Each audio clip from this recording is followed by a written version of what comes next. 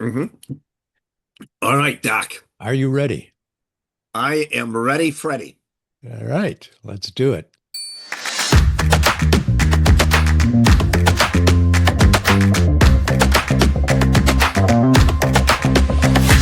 Hello, and welcome to Overlanders Then and Now.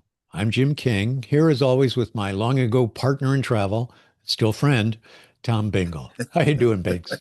Oh, doing great, Doc. Jimmy, can't wait to talk about our time in one of the world's most spectacularly scenic countries, Switzerland. Yes. Jimmy, whenever I think of it, I get this sudden urge to yodel, Jim. Oh, Uh, well, please resist. okay. I think what we really want to hear are your reflections 48 years later on the four Swiss cities we visited: Zurich, Lucerne, Interlaken, and Grindelwald. So which one do you want to focus in on, Banks? Jimmy, why not all four, Okay. Doc? All right. But before that, Jimmy, just an overall view on the journey Mm-hmm. is that we're picking up the pace a bit. We are now less than a month away from the termination of our Eurail pass. Hmm. And if we'd had more time, no doubt about it, Jimmy, we would have spent a few more days in Switzerland. Oh, definitely. Definitely. There was so much more to see. But I have to confess, I would have been just as happy hanging out in Grindelwald. I just couldn't get enough of the hmm mountains. hmm Well, we'll get hmm to Grindelwald soon, but in order of appearance, Zurich first, right? Yes, it was, Jimmy. Back then and still today, Jimmy, it was exciting. Here we are, Doc. Crossing a border, another border, visiting cities whose names, we encounter in films, TV, and Right. books. So I was really excited, Jimmy, to visit Zurich, Switzerland. But I have to confess, Doc, I was just a little disappointed, a little disappointed. Disappoint? Oh, how so? Well, Jimmy, beautiful city, no doubt about it, but Hmm. it's glaringly wealthy.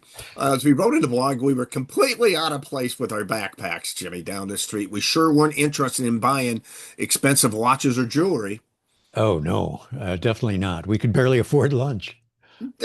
Jimmy, I think seeing all that wealth, block after block along the Bahnhofstrasse, Mhm. made me realize that acquiring wealth was not going to be a driving force in my life. I can still remember that moment. It's not that I felt being rich was wrong. It's just that money wasn't going to be a huge motivator. Well, that was back when you and I were young, idealistic, and often stupid. But Okay. uh, but Binks, did your attitude change over time, especially when you got back to the States and had to rejoin the real world? Doc, I have to say, not much. Oh, Jimmy, I still think my main motivators have been to be involved in a work or activity, which I'd meet new people, Jimmy, visit new places, and hopefully help people in some way. yeah, Doc, I was fortunate to secure a job in the travel industry that met those needs. Now, perfect. Jimmy, what about you, sir? Oh, hey, I chose writing, not exactly the road to riches. Yeah. But I think that in Zurich and later passing through areas like the French Riviera and Monaco, I came to understand that old saying that for some, no matter how much money you make, it's never enough.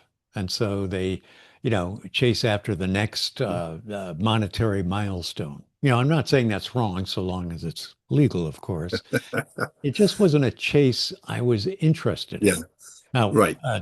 looking back, do I wish I had made more money? Sure, of course, but I guess I have a little of that never enough mentality in me. But overall, I was, very lucky. I found work I enjoyed and it helped support a comfortable lifestyle. Not extravagant, but comfortable.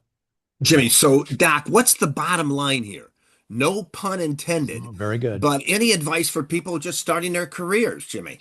Yeah, first find work you love, then make as much money as you can, but balance it with social and family life. And finally, no matter how much you earn, save like you're going to live to 110. Retirement ain't cheap, right? So true, Doc. That price of Miralax keeps rising, Jimmy. Well, okay. Well, let's move on from Zurich to our and away from our self-righteous disdain of the moneyed class to Lucerne, which I think fit more into our ideal of the perfect Swiss city. Jimmy, definitely. Doc, I just remember the beautiful river cutting through the town, and in a wonderful lake with steamers, and then Mount Pilatus hovering over with the Cog Railway. It was just Yeah. perfect. And Jim, I'll never forget the beautiful Chapel Brücke, the covered bridge that Yeah. connected the two towns, whereby, built back in the 1400s. But then also, Jimmy, they had these triangular frames, that dated back to 1600 of paintings, about the history of Lucerne. Magic, Jimmy, magic. Okay, well, we covered most of that in the written blog.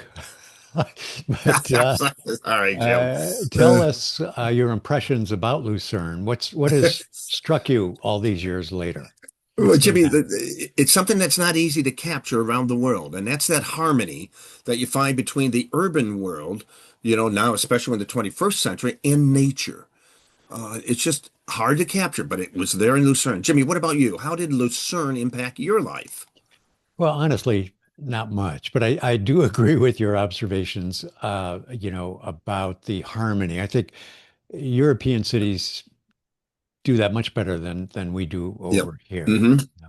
But I think the Hmm. much smaller village of Grindelwald had more of an impact on me. So, shall we move on to that? Get your Jimmy, thoughts? Jimmy, we did stop in this town that was kind of more well Yeah. known and more popular, Interlaken, Yeah. before Grindelwald. Any thoughts on Interlaken? Well, we didn't stay there long enough for it to have much of an impact. I do remember that it was beautiful, and I spent an hour or so sitting by one of the two lakes. I'm not sure which, either the Hmm. Brienz or the Thun. Hope I'm Ooh, good, pronouncing those Jim. correctly. Very scenic, very peaceful. But I also remember that we agreed Interlaken was a little too touristy for our inflated sense of importance as true overlanders. But you're right. Let's not skip over it. Tell us your thought, Binks.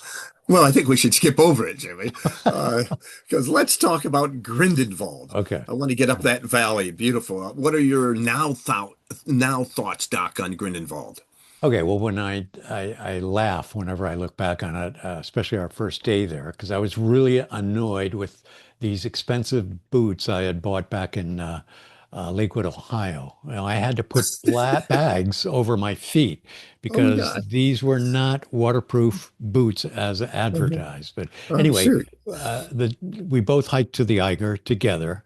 The only thing I knew about the Eiger was from the movie. I think it was the Eiger Sanction with uh, who was in that, Clint Eastwood or Robert Redford. In any event, we're looking at this majestic mountain, and you turned and Yeah. said something like, Doc, I thought it would be bigger, more impressive.